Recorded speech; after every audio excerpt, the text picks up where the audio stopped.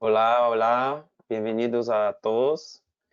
Este es el sexto webinar de la serie de webinares que Resiliencia y Transporte que estamos organizando GIZ, la GIZ, TUMI, Euroclima Plus, NUMO y WRI.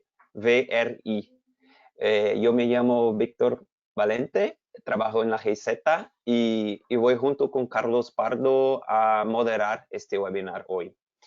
En este seminario de hoy, web, tenemos por la primera vez una traducción simultánea. Entonces, las personas que no hablan español van a poder también participar y escuchar todo eso. Entonces, antes de presentar el tema y los oradores, me gustaría de explicar a todos que no hablan español cómo hacer para acceder, ¿no?, a este sistema de traducción simultánea. Así que ahora cambiaré para el inglés y después vuelvo a hablar español. Bueno, hi everyone. Thank you very much for attending to this. This is the sixth webinar from the series we are organizing together. GIZ, NUMO, TUMI, Euroclima Plus, and WRI. Now I'm going to explain to you how you can access the live translation to English. So you have two options. You can use either your cell phone as an audio device, or you can use your computer. If you use your cell phone, you just need to open your camera or a QR code reader app, depending on your cell phone, and you point it to this QR code that you are seeing in your screen. And then, or you can use the link that we're gonna post now in the chat. That is, you can also see in the screen, but we're gonna post in the chat. And as soon as you do it, you're gonna be able to see this image here. So through the link or the QR code, you can then choose select language, and then after translate. If you are using for both of the options, we recommend that you mute the audio on GoToWebinar. Sorry.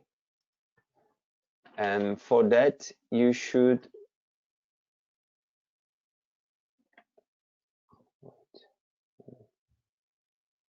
Okay. So you just have to press here in the audio option, no audio, and then you're gonna mute your webinar, and then you can only listen to in your computer to the translation. And if you are using the cell phone as a device, you can also just mute the computer instead of muting the webinar. We're gonna have this message in the chat all the time. So if you enter later, you can also access the translation. So, bueno, aquí estamos nuevamente en español. Espero que esté funcionando. Si no está funcionando, por favor, escriba a nosotros acá en el chat y nosotros vamos a intentar de apoyarlos. Hoy vamos a tener un webinar sobre un tema muy, muy relevante, que es cuán riesgoso es el uso de transporte público. Y aquí tendremos 3 expertos hablando sobre el tema, 3 presentaciones que van a durar cerca de 15 a 20 minutos, y después vamos a tener un debate con preguntas y respuestas, y convidamos a todos a utilizar el chat para enviar aquí la parte de questions dentro de su dashboard, poner sus preguntas y vamos a encaminarla a los presentadores. Bueno, como ha dicho, quien está presentando hoy conmigo es el moderador Carlos Pardo. Carlos es Senior Manager en Numo y también fue el fundador de Espacio. Carlos va a moderar la parte de la Q&A, las preguntas y respuestas, y también junto a los presentantes. Carlos hace parte de un grupo que ellos también hacen parte, un grupo que está discutiendo ese tema. Son un grupo que hace parte profesores, pesquisadores y consultores. El tema de la epidemiología y el transporte público en tiempos de COVID, ¿no? La primera presentación que vamos a tener es de Alejandro. Alejandro, que eres profesor asociado del Departamento de Ingeniería Civil de la Universidad de Chile. Después vamos a tener una presentación de Jairo Espinosa Oviedo, profesor titular del Departamento de Energía Eléctrica Automática de Medellín, de la Universidad Nacional de Colombia. Y después de Andrea Varela, que es profesora asistente de la Facultad de Medicina de la Universidad de los Andes y coordinadora del Observatorio Global de Actividad de Física, GOPA. Bueno, a partir de ahora voy a pasar la palabra para mi colega Carlos, que va a conducir el webinar hasta las últimas sesiones. Muchas gracias. Si tiene alguna pregunta sobre la traducción simultánea, por favor escribe en el chat y ahí vamos a ayudarlos. Muchas gracias, Víctor, y gracias a todo el mundo por estar acá. Es muy chévere poder ver tanta gente interesada en este tema que es el de transporte público y qué va a pasar con COVID. Como Víctor ya explicó, pues tenemos a 3 personas que han estado trabajando en esto bastante. Y si Víctor puede pasar a la próxima diapositiva, básicamente lo que queremos hacer aquí es responder esa pregunta de cómo vamos a hacer para que no esté el transporte público masivamente ocupado, como originalmente se ha diseñado, pero al mismo tiempo que no tengamos tan baja ocupación que terminemos entonces con un problema de financiero y al final de operación del sistema de transporte público, porque no ha sido diseñado específicamente para eso. Yo no voy a hablar casi ahorita, más bien cuando estemos en el momento de las preguntas y respuestas voy a tratar como de cambiar cada uno de los y de modificar y pensar en cada una de las cosas que cada uno está diciendo, pero por ahora le doy la palabra primero a Alejandro que nos va a hablar desde el lado de transporte y que él pues ha estado trabajando desde hace muchos años en esto, tiene un doctorado en, en del Instituto de Estudios de Transporte y Logística de la Universidad de Sydney y ha realizado varias clases de temas relacionados. Con él ya hemos estado en otras sesiones relacionadas con temas de G I Z en algo de gestión de la demanda y movilidad disruptiva hace unos años y se ha concentrado mucho en comprender esto desde el lado del transporte. Entonces, si quiere Alejandro bien pueda comience, voy a pasarlo a presentador para que pueda entonces compartir y listo. Entonces, bien pueda. Tiene 15 minutos.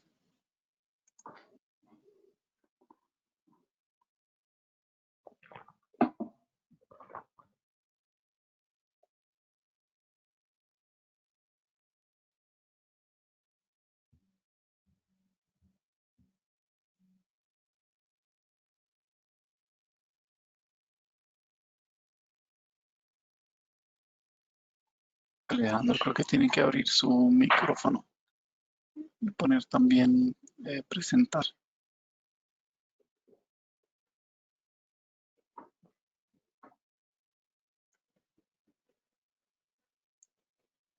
Y mientras Alejandro comienza, pues de pronto les voy describiendo un poco de Alejandro. Hace poco también publicó con un colega un artículo que hace una revisión de cuáles han sido los diferentes factores relacionados con el COVID en transporte y cuáles han sido los hallazgos. Y lo que nos va a presentar ahorita más en detalle es como más o menos cómo ha evolucionado este pensamiento sobre el tema de transporte.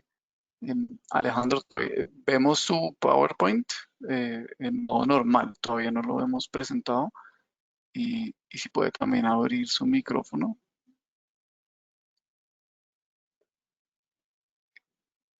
Y si le hace falta algo para, de pronto le puedo ayudar yo.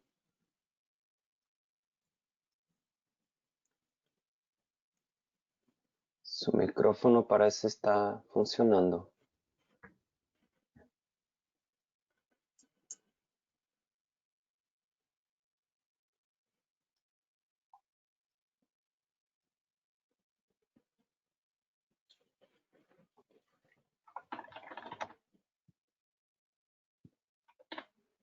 ¿Todo bien, Alejandro?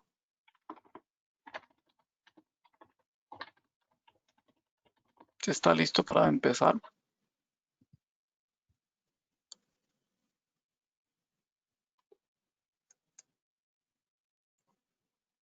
No le oímos. Voy a abrir su micrófono, Alejandro, por si acaso. Ahí le abrí su micrófono por si quiere. Ahora sí, me tenía silenciado, por eso no me escuchaban. Ahora me escuchan. Sí. Sí, ahora está perfecto. Sí. Entonces ahora sí puede compartir su pantalla y poner a proyectar. Ahí estamos viendo el PowerPoint normal. Ahora sí vemos presentación. Listo. Bien, pues. Hola, buenos días y buenas tardes. Agradezco a Carlos por la presentación y de lo que voy a hablar es, bueno, del tema que nos convoca, ¿cierto? Que nos preocupa, que es el transporte público en estos tiempos de pandemia COVID-19. Como mencionaba Carlos en su presentación, llevo algunos meses estudiando este tema y con un colega de la Universidad Tecnológica de Delft en Holanda, Oded Katz, escribimos este artículo en Journal of Public Transportation, en el que se resume la evidencia que existe sobre el tema hasta junio del 2020, y también lo que nosotros proponemos es una serie de lineamientos de investigación que se requieren en los próximos meses. Esto es un tema que avanza rápido, ¿cierto?, en los próximos meses, de forma tal de mejorar nuestro entendimiento sobre el transporte público, su uso durante estos tiempos de pandemia. La presentación va a quedar compartida en el chat, se la va a compartir Carlos, si es que ya no lo ha hecho, ¿ya?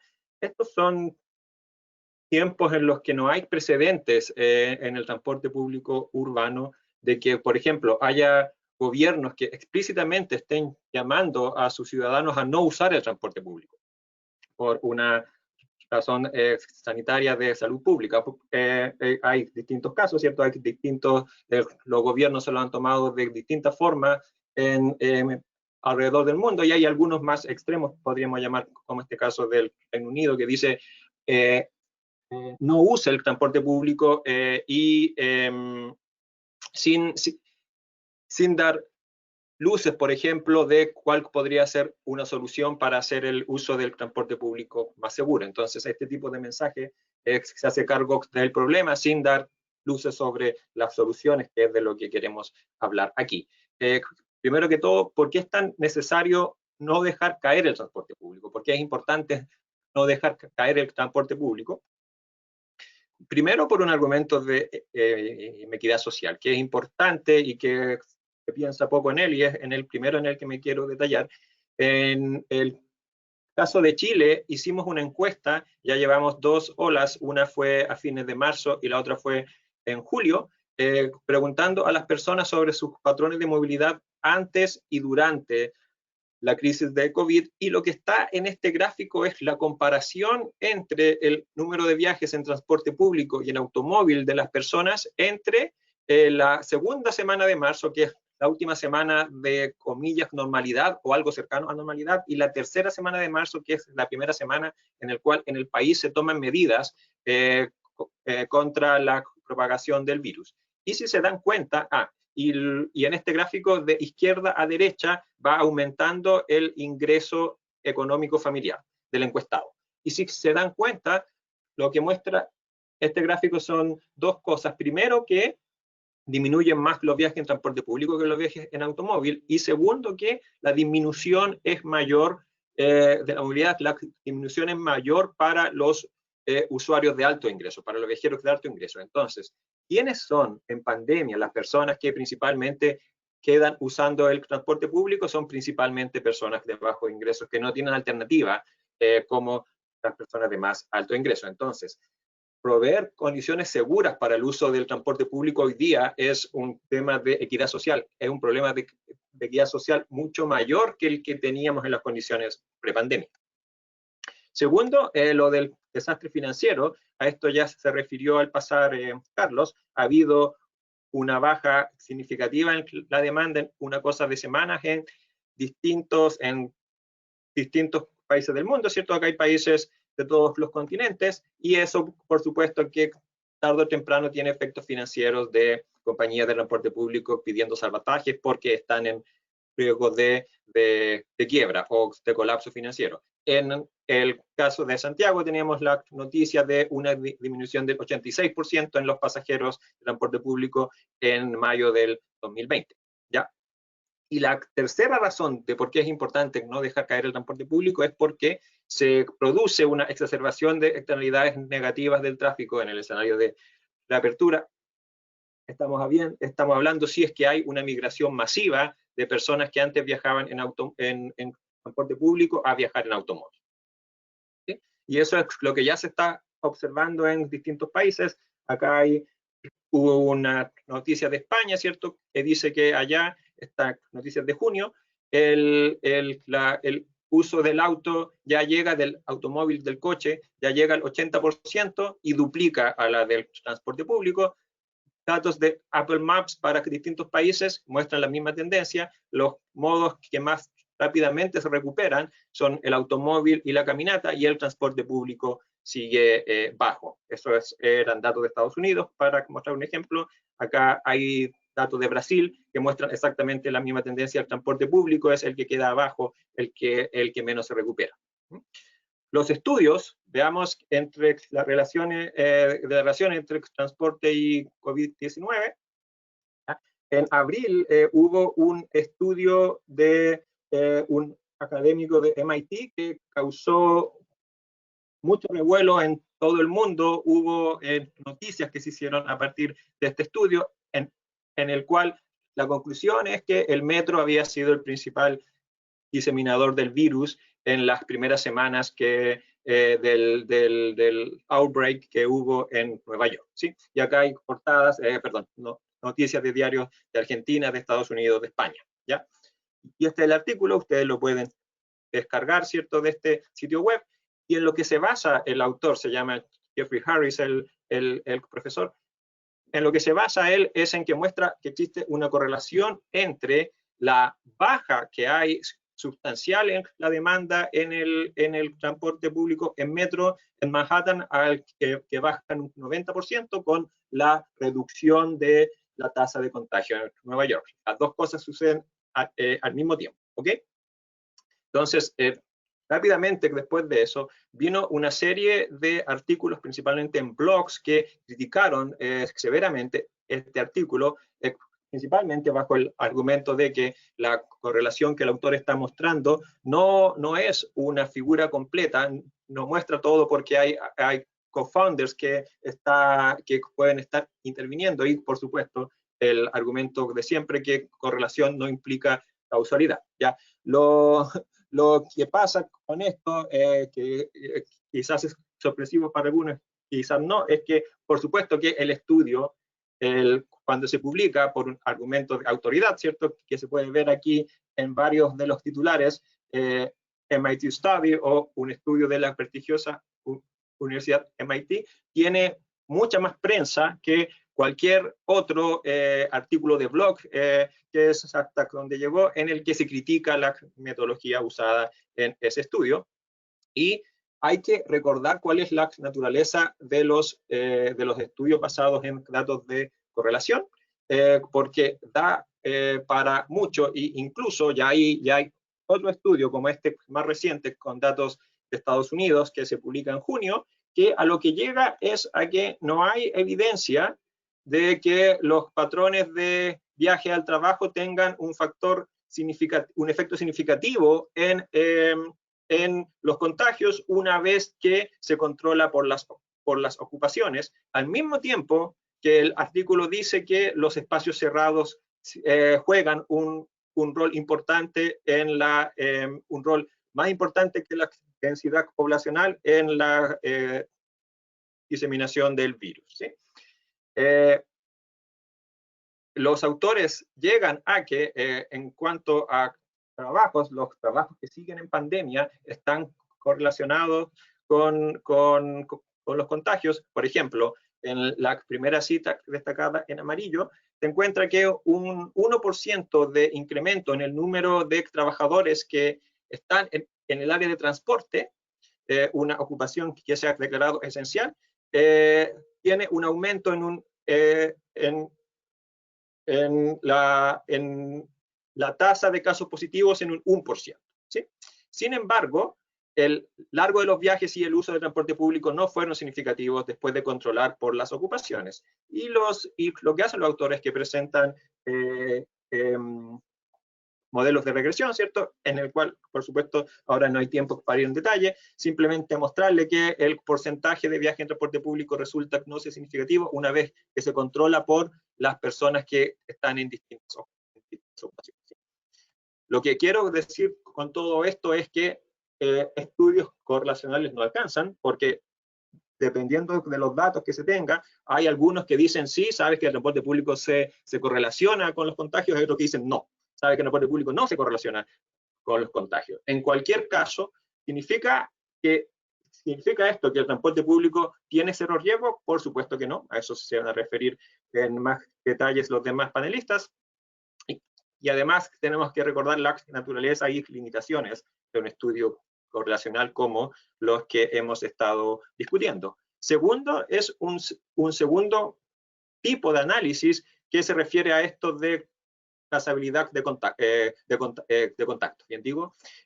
Y aquí el estudio que más llama la atención es el que se publica en Japón en mayo. En realidad lo que se publica es una noticia sobre un estudio. Yo aún no he podido encontrar el estudio. Se publica en esta revista Science y a lo que llegan los autores es que ellos encuentran que los clústeres de contagio, o sea, los lugares donde se producen más contagios son principalmente gimnasios, pubs, lugares de música en vivo, karaoke, etcétera, son que tienen el patrón común de ser lugares cerrados donde la gente interactúa, donde hablan entre ellos, donde cantan, bailan, hacen ejercicio, etcétera. Y además encuentran que los commuter trains, o sea, los trenes no son un clúster de contagio. Y el académico, el epidemiólogo a cargo del estudio Oshitani, lo que él señala es que la diferencia entre el transporte público y estos otros lugares es que en el transporte público la gente está con mascarilla, no habla entre ellos, y el tiempo de exposición en general es también menor que cuando uno está en un lugar bailando, cantando, etc. ¿Sí? Entonces, el argumento final a mí me parece bastante interesante y es el más difícil de contrarrestar, que es este. Si es que en una situación así el transporte público fuese realmente un factor de contagio, Japón ya debió haber tenido un rebrote y al menos aún no lo tiene. Entonces, el mismo resultado, pero en otra escala, con menos hacinamiento, ha sido reportado en Francia y en Austria. Y claro, esto por supuesto que depende de varios factores, depende de las medidas adoptadas para minimizar riesgos, uso de mascarillas, limpieza, ventilación, por un lado, y por otro lado, por supuesto, depende también de la prevalencia del virus en la población. ¿Qué tanto nivel de contagio hay actualmente en la población general? ¿Ya? Lo que le explicaba el enfoque japonés, ¿cierto? Que es que los super spreaders, los lugares y situaciones más contagiosas son cerradas, hacinadas y donde haya contacto cercano entre personas. Y el transporte público tiene 1 y tiene 2 en general, dependiendo de las condiciones, no tiene 3. ¿Sí? Así que se le exige a las personas que no hablen entre ellas y usen mascarilla.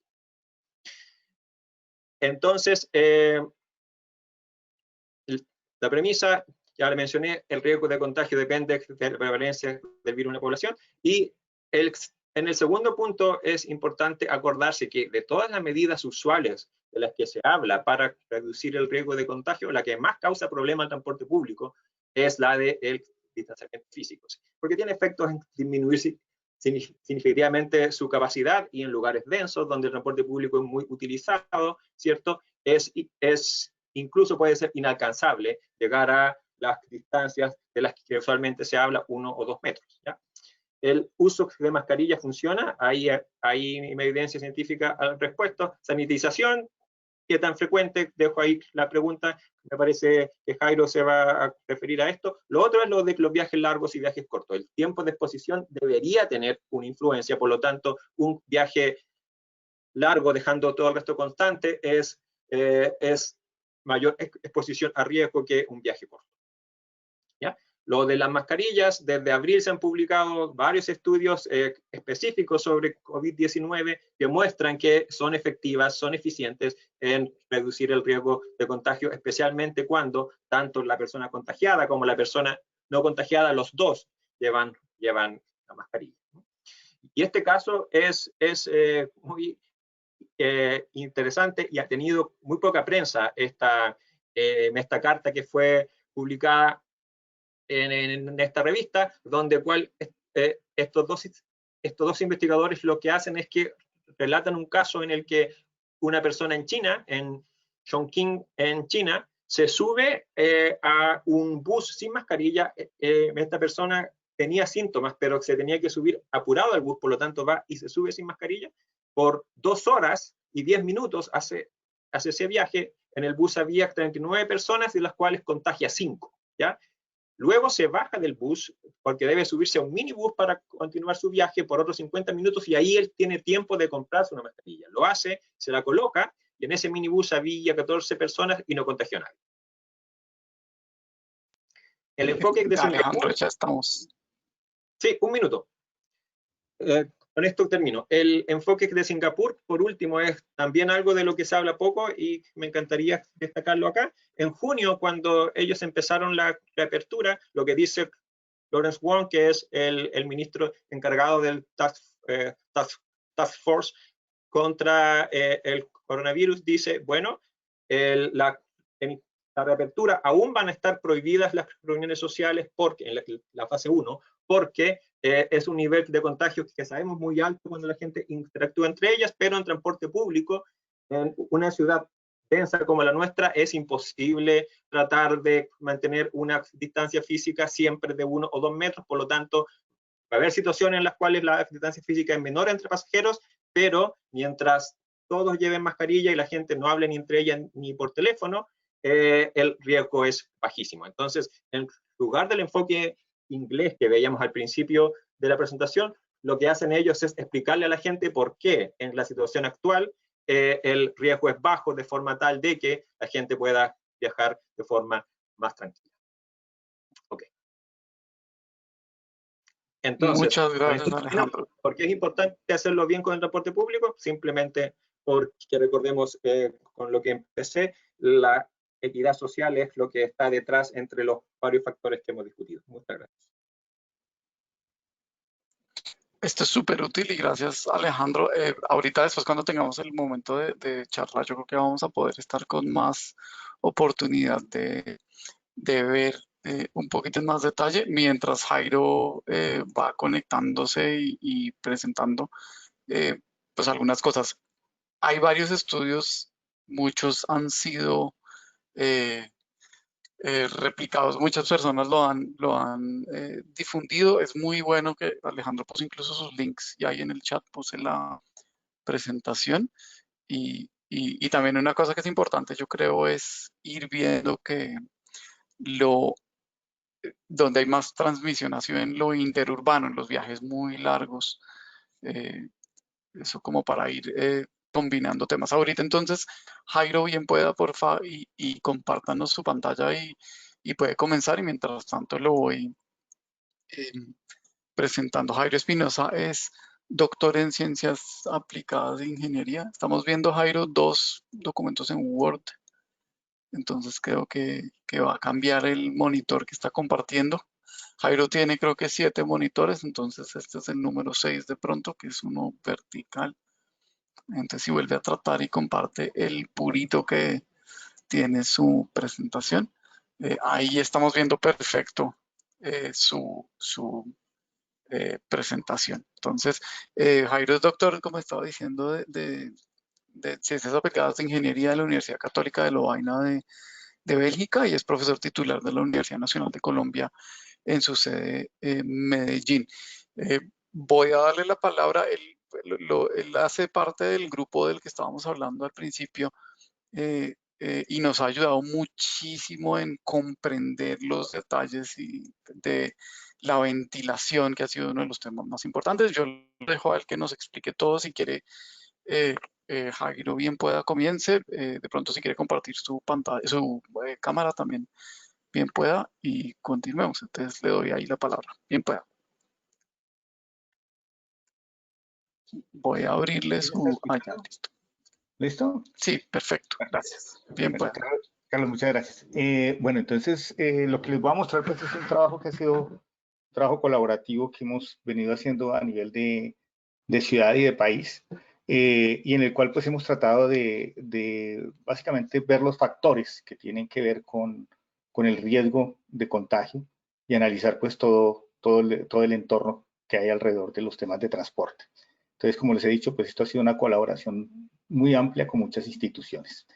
Por ahora, ¿qué evidencia encontramos? Pues lo que Alejandro nos mostraba ahorita, pues aquí tratamos de ver ciertos niveles de correlación. Aquí tenemos a la parte superior izquierda, tenemos el RT, que es el factor de contagio, y aquí tenemos el número de pasajeros movilizados por los sistemas de transporte masivo en la ciudad, y vemos que en general, pues sí hay una pequeña tendencia, de hecho, de incremento.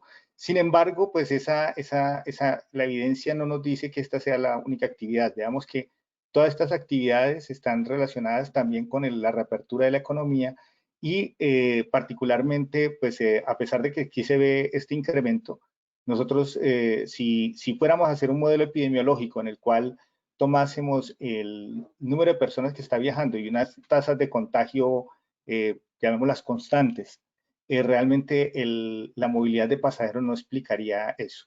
Si nos vamos a los datos epidemiológicos que tenemos, esos son datos que tenía hasta el 20 de julio, nosotros vemos que aparece un 4% de casos que no están relacionados, es decir, que son clústeres no identificados, ¿sí? Y que son usuarios, en este caso, del metro.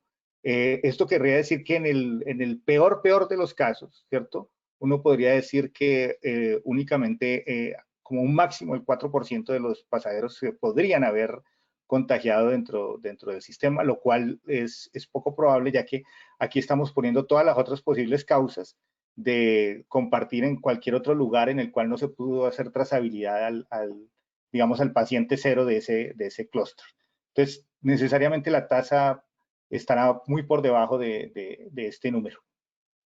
Si nosotros analizamos el riesgo de contagio en transporte público, pues depende de dos elementos. Uno, la probabilidad de que haya un infectado viajando en el medio de transporte, quiere decir cuántos infectados hay en la ciudad o en la ruta que está siendo servida, y cuál es la probabilidad de que ellos monten efectivamente en el transporte. Y el segundo es, una vez que ese pasajero está a bordo, pues cuál es el riesgo de que contagie a los que están a bordo. Entonces, esta es una frase que me parece que es importante que hay que tener en cuenta. Es, si no hay infectados, cualquier distancia es segura. Quiere decir, pues, que estaríamos como en la época pre-COVID, ¿cierto? Y en ese caso, pues, se podría ocupar el 100% del vehículo, ¿cierto?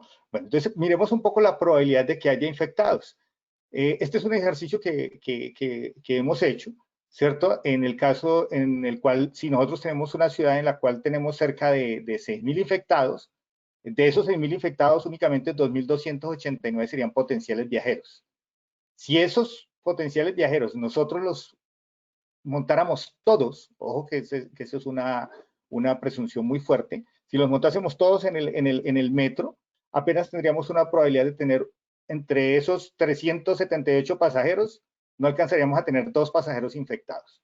Quiere decir que esa paranoia que se vive, en la cual cuando te subes al sistema de transporte y esperas que allí 2, 3, 4 personas estén infectadas, pues es falsa, ¿cierto? Fíjense que cuando el nivel de infectados en una ciudad está en el orden de 1.500 o 2.000, en un vagón de metro escasamente alcanzamos a tener la probabilidad de tener un pasajero infectado entre 1.080, ¿sí? Entonces, estos son los números que nos van indicando de alguna manera cuál es la probabilidad de tener gente a bordo que tiene esa infección. Entonces, ya desde ese punto de vista, el nivel de riesgo no es tan alto como inicialmente lo podemos percibir. En parte, ¿por qué se explica esto?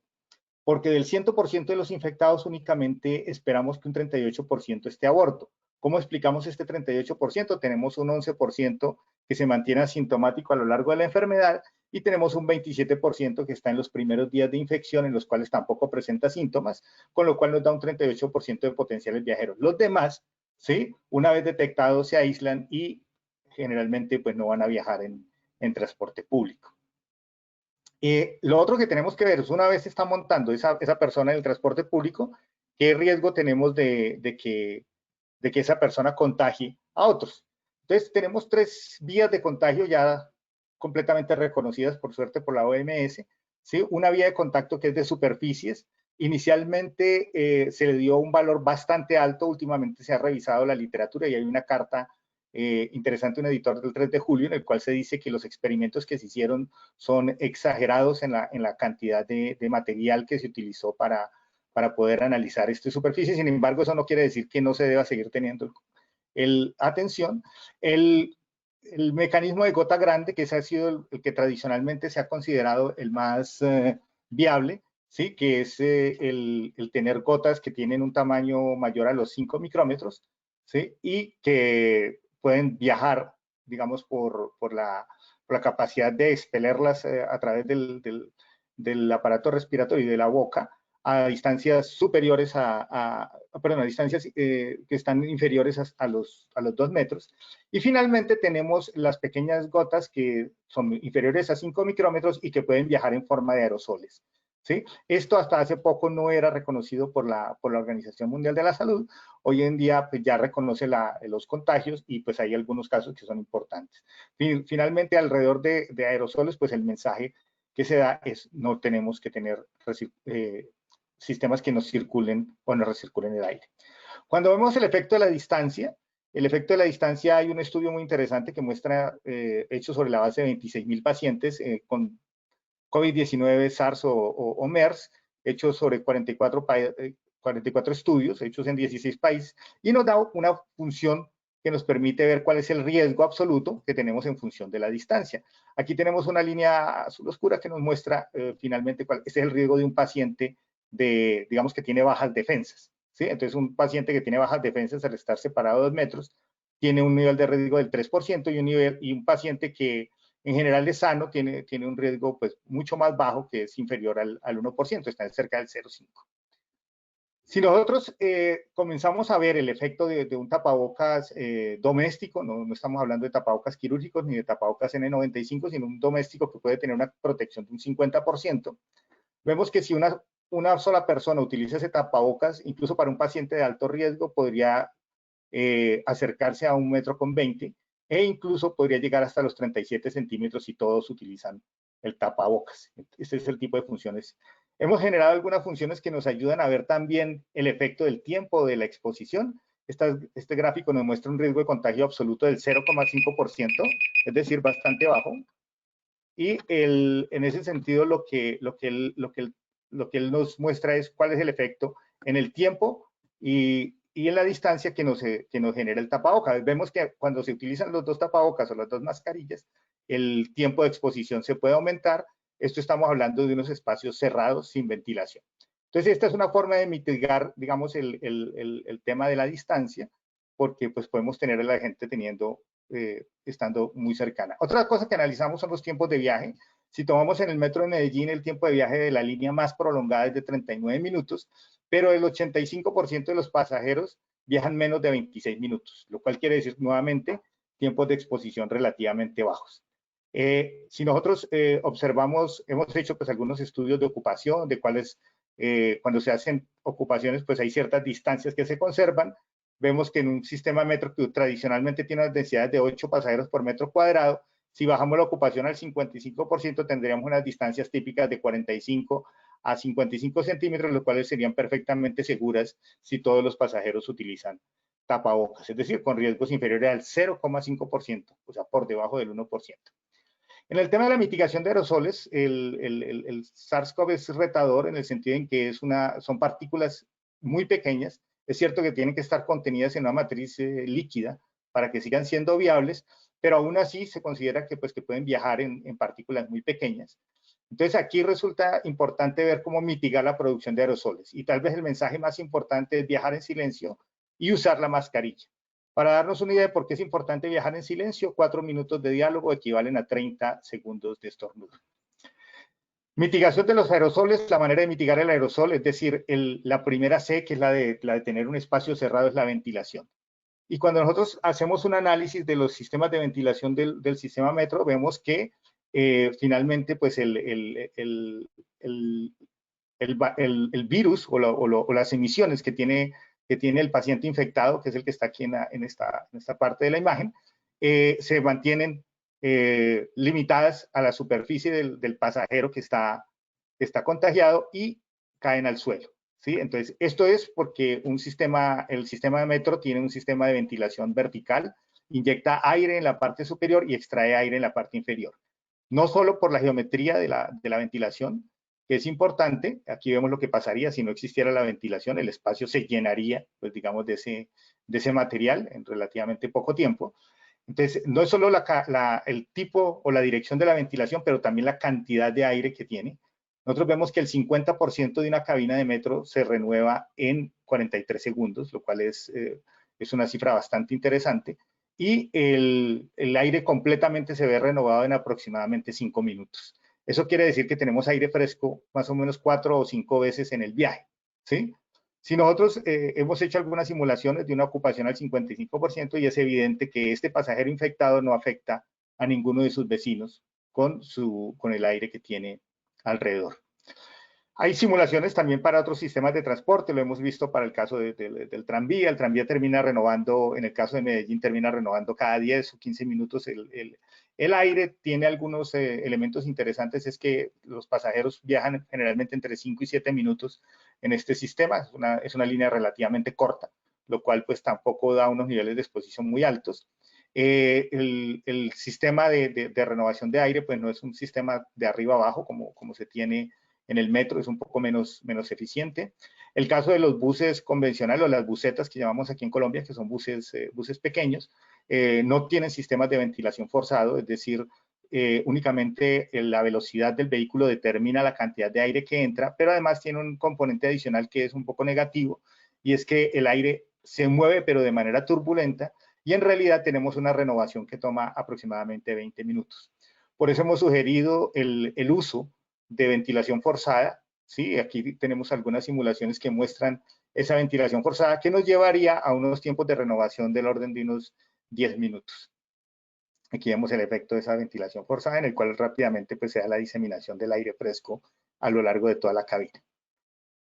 Si nosotros analizamos otro tipo de vehículos, los de tipo BRT, en este caso es un bus padrón de tipo BRT, vemos que hay una circulación, y generalmente estos tienen sistemas de ventilación en la parte superior y tienen algo de viaje horizontal, lo cual representa un sistema que no es ideal, pero igualmente genera unas renovaciones de aire entre los 10 y los 15 minutos. Aquí vemos esa línea de flujo. Por último, no menos importante, es la mitigación del contagio en superficie. Aquí les quiero mostrar unas imágenes de lo que se ha hecho en Medellín dentro del sistema metro. Aquí estamos viendo el trabajo que se ha hecho a través de la limpieza antes, durante y después. Entonces, este es el antes en las escaleras. Vemos en el durante el uso de servicios de sistemas de pago sin contacto es muy importante. El aseo frecuente, aquí se habla de torniquetes, pasamanos y toda esta superficie se hace de manera permanente, y algunos otros elementos se hace entre 4 y 5 veces por día, lo cual es bastante importante, aparte de tener la disponibilidad de sistemas de lavamanos y dispensadores de antibacterial, lo cual garantiza que los usuarios estén haciendo uso de este sistema. Nosotros hemos planteado el uso de un sistema sostenible de protección al usuario en el cual garantizamos que la ocupación irá en función del número de infectados. Si aumenta el número de infectados, disminuimos la ocupación.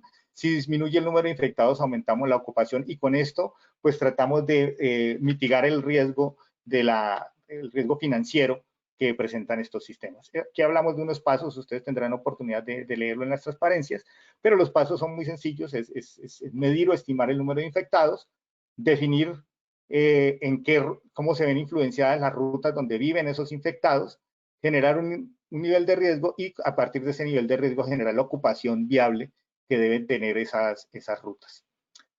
De manera, como conclusiones, quiero decirles pues que definitivamente un transporte sin contagio depende de mantener superficies limpias, ¿sí? De tener medios de pago sin contactos, de que los usuarios antes y después del viaje tengan medios para limpiar particularmente sus manos y usuarios que no tocan sus caras. El transporte sin contagio depende de evitar la proyección de gotas, entonces el uso de mascarillas cubriendo correctamente nariz y boca es fundamental, que la respiración se haga correctamente a través del tejido, no con nariz por fuera, ¿sí? Y importantísimo que los usuarios viajen en silencio y sin consumir alimentos. El transporte sin contagio depende de evitar los aerosoles y aquí viene todo lo que hemos hablado de la ventilación, preferentemente el uso de flujos verticales y sistemas de aire con altas tasas de renovación. Yo añadiría, tal vez aquí lo he dejado, sistemas que tengan flujos que no tengan flujos turbulentos. Finalmente, decimos que el transporte sostenible depende de la gestión del sistema, de un control frecuente, que hagamos prueba de usuarios frecuentes, conductores, expendedores, de una ocupación variable del sistema, de manera que podamos aprovechar las ventanas que dé el control de la epidemia, ¿sí? Porque vamos a tener múltiples ciclos o múltiples olas, ¿sí? Y que esa ocupación se haga variable y distribuida geográficamente, de manera que no sometamos a una regla general a todo el sistema de una ciudad. Los agradecimientos al equipo que me ha acompañado en este trabajo y muchas gracias. Carlos, muchas gracias, muy amable. Bueno, hay varias cosas que para muchas personas son nuevas, en particular si son del sector transporte. Cuando nosotros los del grupo empezamos a ver todo esto, particularmente quienes estábamos en transporte, nos parecía muy interesante. Nunca antes habíamos pensado en la ventilación. Hay varias cosas que tenemos que empezar a pensar en términos de cuáles son los estándares de ventilación que hay en el país, de qué manera se están utilizando. Entonces, ahorita cuando tengamos la sesión de preguntas y respuestas va a estar bien interesante. Mientras Andrea va compartiendo su pantalla y empezando, quería confirmarle a la gente que estamos revisando las preguntas que van poniendo en la plataforma. Varias personas han preguntado si va a haber disponible una grabación. Sí va a haber disponible una grabación y también las presentaciones van a estar disponibles para que las puedan ver.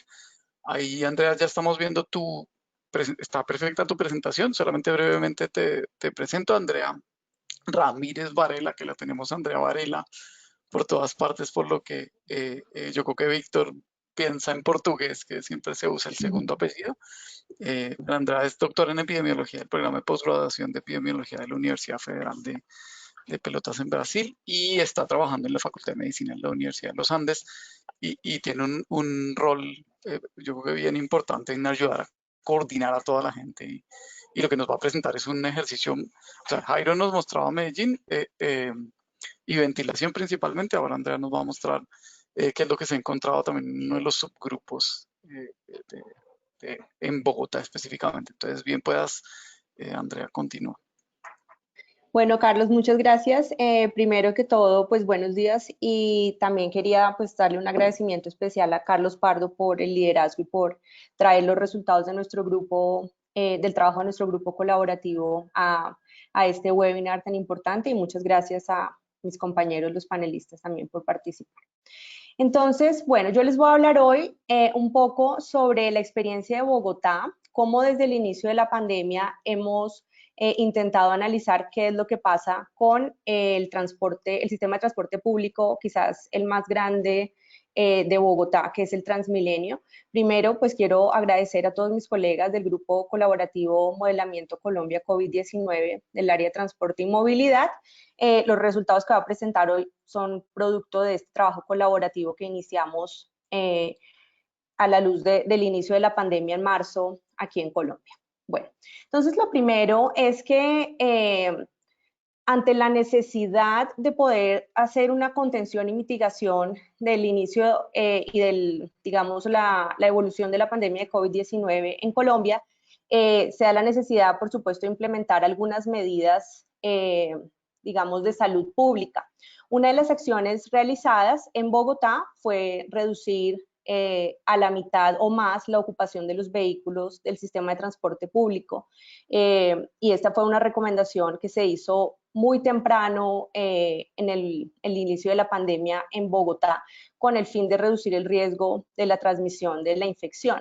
Como ya bien lo dijo Alejandro y Jairo, pues la justificación es que había evidencia científica previa en el área de infecciones respiratorias agudas que sugería una asociación entre el uso de transporte público y el riesgo de la transmisión del virus en la población, dado por las condiciones de tener una alta densidad de ocupantes en los vehículos, de tener un hacinamiento en espacios cerrados, una ventilación inadecuada y exposición de los individuos sanos a individuos infectados durante trayectos muy largos. En Bogotá, aproximadamente hay 2.5 millones de usuarios diarios en el Transmilenio y, como ya les dije, este es uno de los sistemas más predominantes del país. Ante esta situación, en el grupo de trabajo de Modelamiento Colombia, lo que quisimos fue empezar a responder algunas preguntas muy importantes que además nos ayudaran a tomar decisiones en salud pública y en política pública y que fueran decisiones oportunas y que se dieran en el momento en que se necesitaban. Entonces, la primera pregunta es, ¿y ahora qué hacemos? ¿Cuáles son las recomendaciones para el uso del Transmilenio durante esta pandemia?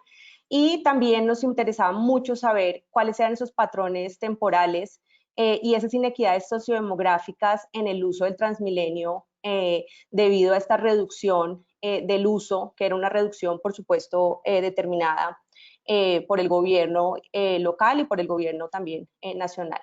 Entonces, la idea era que ante esta circunstancia y esta situación, ya que nosotros comenzamos a trabajar justo en el inicio de la pandemia, pues nos interesaba saber un poco y ahora qué es lo que va a pasar hacia el futuro, ¿no? Entonces quisimos desde el inicio tener unos periodos de tiempo muy establecidos. Nosotros teníamos muy claro un periodo pre-cuarentena y las futuras cuarentenas que en este caso, de acuerdo con los sucesos que han ocurrido, pues ha sido una cuarentena estricta y luego una cuarentena flexible. En ese orden de ideas, aquí hay unos referentes temporales en los que voy a utilizar para poder explicarles un poco esos resultados y qué fue lo que encontramos. Entonces, lo primero es que el 6 de marzo se hizo el diagnóstico del primer caso de COVID en Bogotá, que realmente fue el primer caso también de Colombia. El 20 de marzo se inició un simulacro de cuarentena en Bogotá, o sea, nosotros no entramos en cuarentena directamente, sino que hubo unos 3 días de simulacro para que las personas entendieran de qué se hablaba. Ya el inicio de la cuarentena obligatoria fue el 24 de marzo y a partir del 20 de mayo comenzó una cuarentena flexible o escalonada con las personas que podían salir de acuerdo con unas excepciones, de acuerdo con su trabajo y de acuerdo. Hicimos entonces, nosotros tuvimos acceso, y aquí pues realmente agradecer a las fuentes de datos Transmilenio y los mapas de Bogotá, porque ellos hicieron público su información y esto fue lo que nos permitió hacer estos análisis. Entonces, lo que hicimos fue analizar el número de ingresos diarios al sistema de Transmilenio, que es lo que se denomina una validación, desde el 2 de marzo. Calculamos promedios, diferencias de promedios y los porcentajes de disminución para poder obtener los análisis. Entonces, les voy a presentar ahora directamente en áreas del tiempo los resultados. Entonces, en general, en el periodo estudiado hubo reducciones de más del 70% de los ingresos a las estaciones en toda la ciudad. En general, fue el porcentaje menor de las estaciones el que logró una disminución del 70 al 80%, de resto todas hicieron una disminución superior al 80%. Y aquí entonces les voy a mostrar los mapas, porque explicar este tema de estaciones y disminución en porcentajes, pues es mucho mejor con una buena gráfica para que ustedes puedan entender. Aquí quiero agradecer a José David Pinzón, quien es nuestro experto en ArcGIS, quien hace todos los mapas. y también al grupo LAT de la Universidad de los Andes, quienes nos grafican todo esto. Entonces, de acuerdo con esos referentes temporales, aquí ustedes pueden ver el 2 de marzo, es el periodo antes del inicio de la cuarentena y el periodo en el cual ni siquiera había diagnóstico de COVID en Colombia. Entonces, ustedes pueden ver aquí ingresos totales al lado izquierdo. Entonces ven, esta es la red de transporte de estaciones de Transmilenio de la ciudad, el norte de la ciudad está acá, solo que en áreas de diseño pues el mapa quedó, digamos, horizontal y no vertical. Este es el norte de la ciudad, este es el sur de la ciudad, el occidente y el oriente. Entonces, y aquí vemos un poco las horas pico y los ingresos en esas horas pico. Las bolitas moradas son las horas pico en la mañana y las bolitas azules en las horas pico en la tarde. Entonces, digamos que es nuestro día típico, por ejemplo, y aquí entonces ya vemos qué es lo que ha pasado con la implementación de la cuarentena. Bueno, aquí digamos solamente había el primer diagnóstico. Entonces aquí pues no se ve mucha diferencia, pero aquí ya empezamos a ver diferencias importantes y una disminución importante en ese porcentaje de ocupación, como ya les dije. Entonces aquí está el 20 de marzo, que es el simulacro de la cuarentena, ya obviamente hay una disminución muy importante. Las estaciones que están pintadas en rojo son las estaciones que todavía tienen un ingreso sustancial de personas, sin embargo, pues comparado con el día normal, sí se ve una disminución muy importante. El 24 de marzo, el día de la cuarentena, en donde ya estamos en cuarentena obligatoria, más o menos está similar al 20 de marzo, pero ya aquí cuando estamos viendo unos días posteriores a la cuarentena obligatoria, pues continuamos viendo una tendencia a tener una disminución importante en los ingresos en todas las estaciones, aunque hay algunas estaciones que todavía nos muestran unos ingresos elevados de acuerdo con lo establecido y la comparación con el día inicial. Entonces, aquí les traje el mapa más ampliado para que podamos entender un poco cuáles son esas estaciones que mantuvieron una ocupación inferior a todas las demás. Entonces, cuando uno ve esa reducción de uso versus el estrato socioeconómico, pues lo que podemos encontrar es que las estaciones que están ubicadas en los estratos más bajos, 1 y 2, son las estaciones en donde la reducción fue menor comparada con periodos anteriores y con las otras estaciones de la ciudad.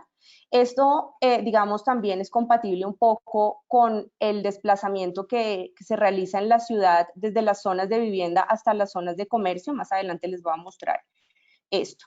Bueno, cuando uno lo ve desde el punto de vista de densidad poblacional, digamos que el resultado aparentemente es obvio, y es que los lugares en donde hubo unas reducciones inferiores del 70% de la ocupación, inclusive si del 70% de la ocupación, pues son los lugares que tienen una mayor densidad poblacional, y en este caso también están asociados con estar en los estratos 1 y 2, y aquí ustedes ven que en Bogotá la densidad poblacional alta es de aproximadamente 1.000 habitantes por cada manzana, o sea, de 350 a 500 viviendas en cada una de esas manzanas. Aquí yo les muestro un poco, estas son las áreas en donde la reducción de la utilización de Transmilenio fue mucho menor. Esto también va alineado con lo que Alejandro estaba mencionando antes, de que hay algunas personas que necesitan el transporte público para movilizarse, pero aquí también estamos viendo el reflejo de la gran informalidad y del gran trabajo informal que hay en nuestra ciudad. Y es que las personas pues necesitan trabajar y necesitan seguir moviéndose, y esas personas están concentradas en algunas áreas. Cuando lo vemos con relación al uso del suelo, pues entonces esto tiene que ver con lo que yo les hablé antes. Aquí en general, cuando uno ve en el mapa las áreas que tienen el piso amarillo, son áreas que son de vivienda. Ya cuando uno va a ver las áreas que tienen el piso rojo o el piso naranja, morado y morado más oscuro, pues son las áreas de comercio y de industria. Entonces, lo que se ve en la ciudad, y esto es un resultado de la encuesta de movilidad del 2019, es que las personas se mueven desde las áreas de vivienda hasta las áreas comerciales y van y vuelven. Es un movimiento pendular. Y esto también refleja un poco por qué algunas estaciones no han podido reducir tanto como otras su ocupación. Por supuesto, la reducción más fuerte se dio en los estratos más altos, 4, 5 y 6, en donde también hay menor densidad poblacional. Lo interesante, para que ustedes sepan, es que la pandemia empezó en un barrio que es de los barrios que tiene, pues, de los estratos más altos de la ciudad, por los casos importados que tuvimos de otros países. Bueno, listo, aquí ya les mostré esto. Aquí quería mostrarles un video que resume un poco qué pasó en la ciudad si comparamos dos puntos en el tiempo que son el 21 de febrero y el 21 de mayo. En la medida que ustedes van a ver aquí, los círculos se van a ir poniendo rojos. Esto indica que la ocupación fue inferior, fue más del 50%. Listo, entonces, y estos son validaciones en 15 minutos durante diferentes horas en el día. El Transmilenio funciona desde las 4 de la mañana hasta las 11 de la noche. Ay, perdón. Van a ver aquí. Ya. Entonces, ustedes ven aquí cómo esto es un día, el 21 de febrero es un día normal, entonces son días con estaciones que tienen unas ocupaciones supremamente altas en términos de porcentaje versus al lado derecho el 21 de mayo, en donde casi que no vemos ningún círculo rojo, son ocupaciones muy inferiores a un día habitual. Bueno, aquí lo que vemos es un día, y aquí están las horas, desde las 4 de la mañana hasta las 11 de la noche, y aquí comparamos diferentes momentos. Entonces, la línea azul es la línea prepandemia, la línea verde, la línea amarilla son cuando había muy pocas excepciones a la cuarentena, o sea, una cuarentena mucho más estricta. La línea verde es cuando habían más excepciones a la cuarentena, o sea, una cuarentena mucho más flexible. Y aquí incluimos un referente temporal, que es lo que hemos denominado el COVID Friday, que es un día en donde hubo unas ventas sin IVA. Por lo tanto, muchas personas salieron a la calle a hacer compras. Esto, aquí le doy las gracias a Juan David García de la Universidad Nacional por ayudarme con esta gráfica. Bueno, aquí también vemos, esto va en línea con lo que Alejandro estaba mostrando antes, y es si uno compara estas validaciones, si este ingreso al sistema y el uso al sistema de Transmilenio con otras fuentes de información, que en este caso es Google Mobility, tanto para estaciones de transporte masivo como para lugares de trabajo. Si uno ve aquí el 1 de marzo, no ve, digamos, el número mucho más elevado de uso en el sistema de transporte público. Aquí las validaciones máximas fue lo que nosotros denominamos el 100%, y de ahí en adelante pues va disminuyendo 80, 60, 40. Aquí entonces uno ve referentes temporales importantes. La OMS declara la pandemia. En Bogotá se declara la calamidad pública, inicia el simulacro de la cuarentena, y aquí obviamente ustedes ven la caída tan fuerte en el uso del sistema de transporte público, y aquí pues ya vamos viendo un poco qué es lo que ha pasado hasta más o menos el 1 de agosto. Por supuesto, las validaciones reportadas por Transmilenio son inferiores, o sea, el sistema de transporte público se ha usado mucho menos, y aquí hay algunas comparaciones con el tema de Google Mobility. Sin embargo, comparado con el primer día del 1 de marzo, pues de todas maneras el uso del sistema de transporte público ha sido mucho menor. Aquí nada más para reforzar el tema, esto proviene de Transmilenio, del sistema de Transmilenio, es que hubo una reducción de uso aproximadamente del 80% si se compara con hace el periodo aproximadamente igual, pero hace un año. Esto es abril del 2019 y esto es abril del 2020. En abril del 2020 hubo 17 millones de validaciones y había 80% más en abril del 2019. Bueno, entonces nosotros hicimos algunas recomendaciones para la operación del sistema. Entonces, lo primero fue redistribución de la programación de las rutas para que hubiera más buses y más rutas en los lugares en donde había menores reducciones y donde había más personas utilizando el sistema. Por supuesto, incentivar el distanciamiento físico, el lavado de manos, el uso del tapabocas. En la ciudad se promovió un escalonamiento de horarios laborales para disminuir la congestión en el sistema de transporte público. Idealmente, nosotros recomendábamos que las personas pudieran ir sentadas con una silla de por medio entre todos los ocupantes, y también se incentivó el uso de otras alternativas para movilidad, como el uso de la bicicleta y, por supuesto, caminar. Esto va en línea con lo que presentó Jairo antes, y es que nosotros también... Ahí ya, entonces ya termino, un minuto. Entonces, esto va en línea con lo que Jairo dijo antes, que fue unas recomendaciones muy importantes para el cuidado individual, pero también para cuidado dentro del sistema. Esto ya todo lo dijo Jairo. Y lo último, me robó 30 segundos, que quería presentarles, y es que es muy interesante. Esta es una encuesta que hizo la alcaldía a los usuarios a las personas en la ciudad realmente y usuarios del transporte público.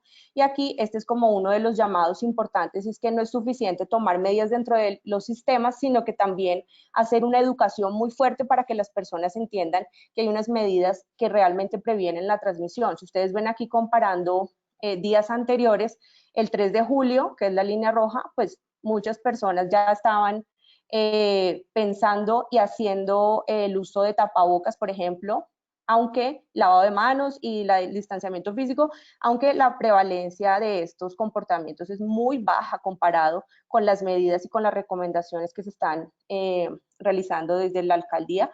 Lo mismo aquí rápidamente, es impresionante, pero realmente solamente el 33% de las personas piensan que es probable que se contagien de coronavirus, o sea, hay un gran mito de que esto puede que no sea verdad, las personas no están convencidas de que es una realidad y eso también influye en el comportamiento dentro del sistema. Algunas reflexiones y preguntas ya para terminar es cómo podemos evitar la transmisión de la enfermedad logrando una reactivación del transporte público, además de de fortalecer la educación en el uso de las medidas que realmente previenen la transmisión. ¿Cuál sería el efecto sobre el incremento de enfermedades crónicas no transmisibles a causa del sedentarismo, la inactividad física y también sobre la enfermedad mental? ¿Y cuál sería el impacto sobre la calidad del aire? Esas son preguntas y reflexiones que nos hemos hecho en el grupo. Muchas gracias. Muchas gracias, Andrea. Y de hecho es muy buena manera de cerrar las 3 presentaciones, porque entonces ahí ya vemos cómo es esa pregunta grande que tenemos que tener. Yo antes de ponernos a hablar entre todos, sí voy a mostrar solamente como un resumen de cómo hemos visto también desde Numo todo esto. Digamos que tratando como de hilar una de las 3 presentaciones mientras comenzamos con las preguntas y respuestas. Y mientras tanto también invito a que Jairo, Alejandro y Andrea revisen las preguntas que aparecen en el chat y con eso ya vamos preparándonos. Una cosa es como esto de cómo podemos hacer para entender que hay una fase de, digamos, de total aislamiento, de cuarentena y cuáles son las medidas que toca tener el transporte ahí, pero también que hay un momento que empiezan a relajarse las medidas y que entonces cambian la forma de operar. Lo importante es saber que vamos a estar como cambiando entre estos 2 modos durante el tiempo. Hay unas recomendaciones que vienen más específicamente del grupo que estábamos mencionando y aquí yo muestro como algunas de esas que van resumiendo bastante lo que los otros 3 habían dicho. Digamos, lo más importante está entre el silencio y la protección ocular y la mascarilla y la ventilación. Básicamente, si tenemos estas 2, todo está bien. Que sigan usándolo durante todo el recorrido, que sea ordenada la manera como entran y salen y que después, como temas más de la duración de los viajes, asearse con frecuencia las superficies y que haya distanciamiento. Y a partir de eso estamos trabajando, pues yo empecé a desarrollar algo con base en lo que íbamos hablando en el grupo, que era más cómo podemos tener estas decisiones o a partir de qué es lo que se está viendo en los sistemas y eso cómo podría reflejarse entonces en acciones concretas. Si cumplen con todo, si todo está como lo acabamos de decir y todo lo que estábamos hablando, la distancia puede ser mucho menor y tenemos es que más bien motivar y felicitar ese buen comportamiento, pero si vamos perdiendo uno de estos factores, pues entonces la distancia mínima tiene que ser un poco mayor y llegamos a un punto en el que ya tendríamos que empezar a decir, promovamos otros modos. Con eso, entonces yo dejo de presentar acá para que podamos ver a todos en las cámaras y que podamos ya tener esta charla durante el rato que nos queda. Entonces, si quieren, abran sus cámaras. Jairo, Alejandro, Andrea ya está acá. Yo vi que había muchas preguntas asociadas a los temas de la ventilación. A mí me parece súper interesante eso. Antes de que Jairo nos explique, porque yo creo que hay varias cosas que nos puede como explicar en términos de qué es lo que pasa con el aire acondicionado en comparación con las ventanas. También hay otras preguntas sobre como mucho más específicas que yo sé que Jairo ya estuvo revisando esto, pero sí quiero poner una mucho más amplia que estaban haciendo, bueno, hay una mucho más en términos como de tracing, pero había una específica como cómo puede ser ese mensaje a la población y que yo creo que se vincula también como a esta pregunta de cómo podemos hacer nosotros para generar como una política pública que respete todas las recomendaciones epidemiológicas, pero que al mismo tiempo responda porque no se muere el transporte público, digamos. Entonces, para eso yo creo que le doy la palabra a Alejandro para que nos dé su punto de vista y después vemos a Andrea que ve a partir de eso.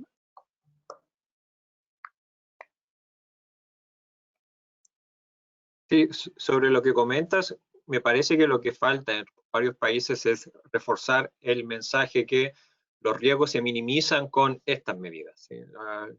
Las que hemos estado discutiendo ya largamente en el foro, lo de las mascarillas, lo de que las personas no hablen entre ellas, ahí también hay un desafío en nuestro contexto latinoamericano en el que en varios países se da, por ejemplo, que gente ingresa a los buses o a los trenes para vender cosas, para gritar, para dar sermones, lo que sea, y eso, claro, por razones de salud pública va a tener que estar estrictamente prohibido en los próximos meses. El silencio, la ventilación, etcétera. Y eso falta porque en el fondo se instaló desde marzo, abril en la mayoría de las personas que el transporte público es riesgoso y punto, sin más, sin vuelta atrás básicamente. Y la prensa ha ayudado mucho a esto y como mostraba con ese análisis de Nueva York, ¿cierto? Que viene la artillería, después viene la contraartillería, pero la contraartillería tuvo y tiene mucho menos prensa que la artillería. Entonces, es ese el mensaje que falta reforzar, cómo llegar a las personas de mejor forma. Es una pregunta para la que yo no tengo respuesta, en el sentido soy más bien pesimista, porque yo creo que ya hay mucha gente que se fue del transporte público y que no va a volver en años o quizás nunca, porque se va a comprar un automóvil, etcétera, y es lamentable verlo así. Entonces ahora estamos en una etapa de control de daños. Andrea, si quieres complementarnos con cómo ves tú desde epidemiología esto. Sí, pues yo creo que, y esto también tiene mucho que ver con cuando, digamos, como con una reflexión y es por qué mantenernos todos en cuarentena obligatoria, ¿no? Entonces ahí, digamos, es como que se puede trasladar al tema de no use el transporte público, que es lo que está diciendo Alejandro, que desde el principio es no, mejor no use el transporte público, no vaya. Yo creo que esas son medidas que no están focalizadas al detalle, entonces, por ejemplo, ni a identificar a los positivos para que sean ellos los que hagan el aislamiento, o sea, un adecuado contact tracing, pero además a entender que el transporte público, que hay personas que no lo van a poder dejar de utilizar, pero que las que los usan también tienen que tener en cuenta que hay unas medidas de prevención y tienen que entender pues para qué sirven. Entonces la solución no es solo no decir mantenerse en cuarentena obligatoria y nadie salga y no use el transporte público, sino si lo va a usar, qué es lo que puede hacer. Y hay personas que, a pesar de que no estén convencidas que el coronavirus existe o que se van a infectar, lo van a seguir utilizando porque tienen que trabajar y porque es el único medio de transporte que tienen. Entonces creo que es importante ir a medidas pues focalizadas y entender cuáles son esos grupos que necesitan tener un poco más de sensibilización con relación al tema y obviamente para la contención de la pandemia tiene que haber una adecuada identificación de los casos y de sus contactos y además un adecuado uso del tapabocas, el distanciamiento social y el lavado de manos, que creo que eso es una cosa de felicitar, por ejemplo, al sistema de Transmilenio, que han hecho las medidas que se les ha recomendado y ellos han sido los primeros que han llevado a cabo estas campañas de sensibilización y de educación dentro de sus usuarios, que son en esta época los que no pueden dejar de utilizar el transporte público. Sí, y muchas gracias. Yo creo que hay una cosa que también voy a agregar y es que el trabajo interdisciplinario en este caso, quienes hemos estado más metidos en poder hablar de esto desde el transporte, con quienes han estado trabajando desde la epidemiología, ha sido una experiencia muy interesante y enriquecedora en el sentido de que tenemos maneras de trabajar distintas y tenemos maneras distintas de comprender el riesgo, la actitud ante el riesgo y la acción ante ese riesgo. En el transporte, digamos, no tenemos una posición tan médica de cómo se debe actuar, mientras que en la epidemiología obviamente es una búsqueda de la mayor precisión en qué tan probable es que algo suceda. Entonces esa discusión ha sido muy interesante, pero por lo mismo lograr un avance, digamos, hablando con los gobiernos, explicándole a los gobiernos desde el lado de los ministerios de transporte y después también hablando con el sector salud, ha sido algo que negociar esto ha sido como un reto. Y yo creo que hemos aprendido todos como cuáles son las preocupaciones de mover a la gente, de hacer que la gente pueda acceder a sus trabajos con un medio de transporte que es el único que pueden utilizar, de no perder la estabilidad financiera de un sistema, mientras que al otro lado, pues no dejar que la gente se contagie de el COVID. Voy a darle la palabra a Jairo.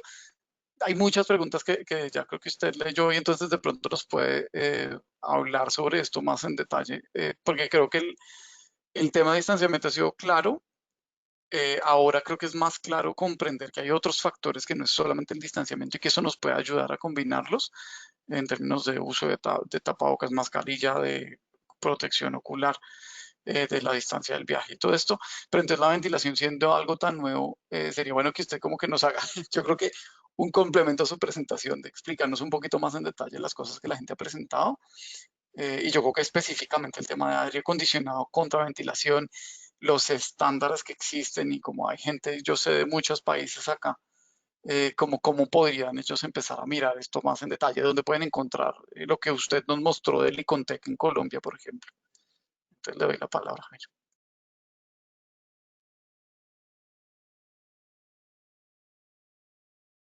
Estás en silencio, Jairo.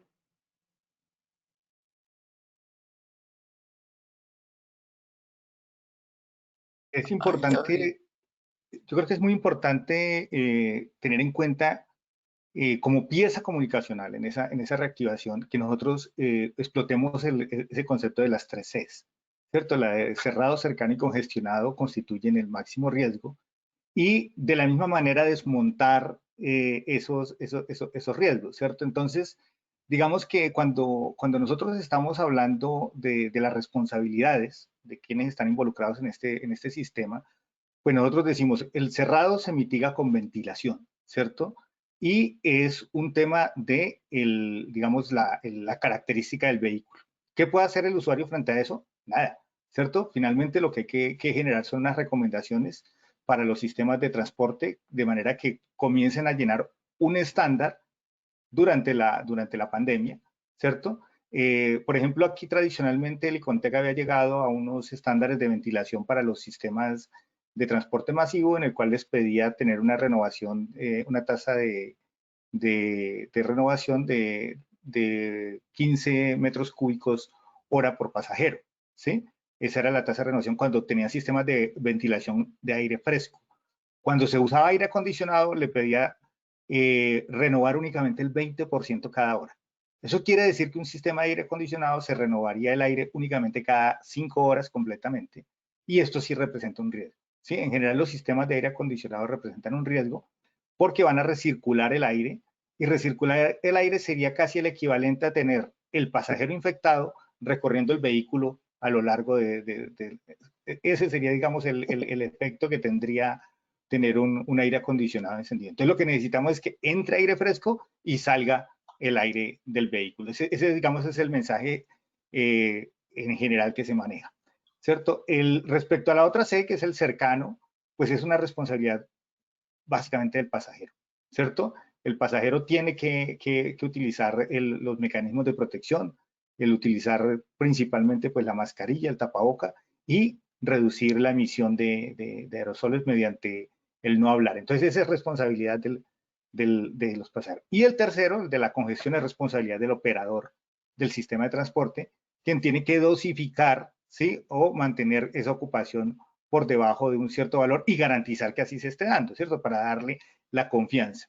Y luego todos como sistema, pues debemos ir viendo gradualmente el impacto, porque este es un efecto multivariado, ¿cierto? El impacto que tiene ese aumento en la ocupación, porque finalmente en los casos no relacionados, con esos clústeres no identificados, generalmente nos ha costado mucho trabajo, y particularmente aquí, identificar si efectivamente los contagios se dieron en el sitio de trabajo, o si se han dado en un vehículo, o si se han dado con la familia, o si se han dado, no se sabe dónde, ¿sí? Si se han dado en un restaurante o no es claro eso, exactamente ese tipo. Entonces, lo que hablaba Andrea de la importancia de esa trazabilidad es fundamental para tener en cuenta ese sistema. Entonces, pues frente a la pregunta del tema de aire acondicionado, pues volvamos repasemos. Aire acondicionado no es lo deseable, es tener aire fresco, es decir, que haya renovación del aire que hay en la cabina.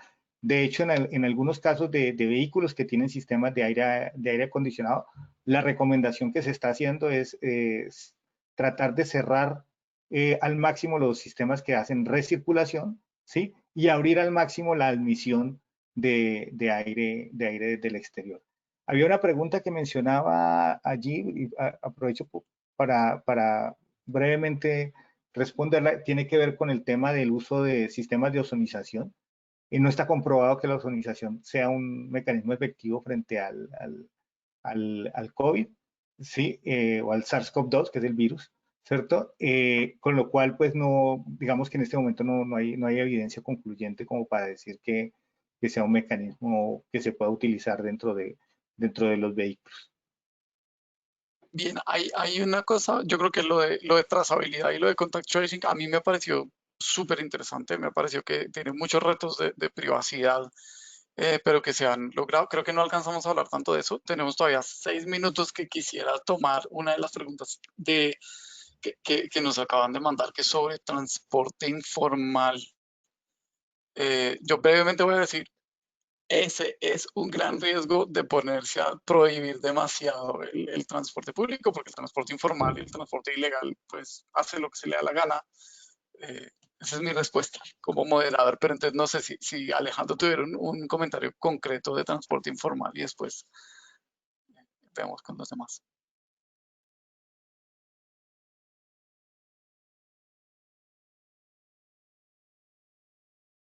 Sí, es importante que las reglas fijan para todos, ¿cierto? Las mismas reglas de sanitización, de ventilación, etcétera, y ahí sin duda es un desafío en nuestros países en los cuales conviven sistemas que son de alta tecnología, como metro, incluso BRT, con otros en los cuales aún circulan buses antiguos, en los cuales el desafío ahí es llegar a los conductores para explicarles bien qué es lo que tienen que hacer, cómo tienen que ventilar los buses, etcétera. Yo creo que es eso lo que se puede hacer para minimizar el riesgo en estos vehículos.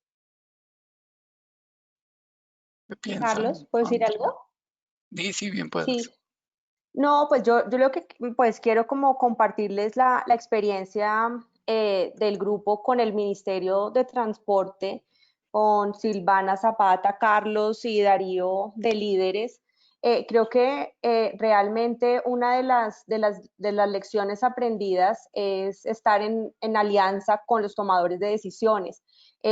Precisamente porque ellos pueden regular ese tipo de transporte informal a través de las vías legales y de las vías del gobierno. Entonces creo que es importante que estos grupos académicos y estos grupos digamos, de la sociedad civil que piensan y se piensan un poco estos problemas y cómo se solucionan, pues hay que buscar la forma de tener esas alianzas con el gobierno y tener alianzas que realmente influyan en los tomadores de decisiones para que las decisiones sean informadas y que estén de acuerdo con la evidencia. Entonces, eso es algo que hemos aprendido en el grupo. Hemos tenido ya varias reuniones. Yo no he participado, pero los voceros sí, y realmente el Ministerio de Transporte ha estado muy receptivo de las recomendaciones de este grupo de trabajo. Perfecto, muchísimas gracias. Voy a darle la pantalla a Víctor para que entonces él nos dé las últimas palabras de cierre, y ahí le paso también, Víctor, para que pueda proyectar por su lado. Carlos, más bien que puedes tú proyectar la pantalla, yo, porque son solamente dos. Bien, pues, y, listo. No, no hay problema, ya proyecto. bueno. Vale, entonces no, me gustaría solamente al final de agradecer, claro, para Andrea, a Ramírez Varela, no voy a olvidar ahora, a Jairo Espinosa Oviedo, a Alejandro también Tirajine y a Carlos Pardo, por supuesto, y decir que nosotros acá en la pantalla pueden ver que tenemos, esto es una serie de webinars que estamos organizando junto con Humo. Yo trabajo, como dice, en TUMI y Euroclima. En Euroclima nosotros tenemos una plataforma, pueden ver en la pantalla, la plataforma de movilidad urbana sostenible en América Latina. Y para acceder a esa plataforma basta entrar en este link que está en el chat, completar un formulario de registro y está. Y puede participar. Nosotros tenemos siempre eventos como este que vamos a publicar en la página y también grupos de discusión. Convido también a todos que están participando, también los panelistas, y si tienen dudas, escriben también en toda la información está en el chat. Y Carlos, se puede pasar al próximo. Tenemos también desde TUMI un quiz, y este quiz también tenemos preguntas específicas sobre este webinar. Entonces, si tienen interés de participar y hacerlo, solamente acceder a este link. Lo mismo para Mobilize Your Minds. Mobilize Minds es un canal de aprendizaje que a cada semana estamos teniendo novedades y ahí también encuentran una lista de nuestros futuros seminarios web desde TUMI, y la información también está en el chat. Entonces creo que sí, espero que todos tengan, creo que fue muy, muy interesante. Es una lástima que nosotros no podemos quedar más tiempo discutiendo, pero creo que también quería agradecer a todos que están haciendo la traducción simultánea. Yo creo que ha funcionado todo muy bien, porque estaba también participando, escuchando un poco, entonces un suceso. Y sí, creo que estamos listos y vamos a tener la presentación, el webinar, la presentación es disponible en los canales, la página de YouTube de TUMI, de Euroclima y también de NUMO, ¿no? Entonces pueden acceder a la información diferentes, de esas diferentes maneras. Mucho gusto, muchas gracias y sí, estamos en contacto. Muchísimas gracias por su tiempo y por la oportunidad. Gracias. Qué bueno que Muchas hayamos gracias. estado acá. Sí, Chao. Muchas gracias por la a ustedes. invitación. Adiós, Chao, chao. feliz día. gracias.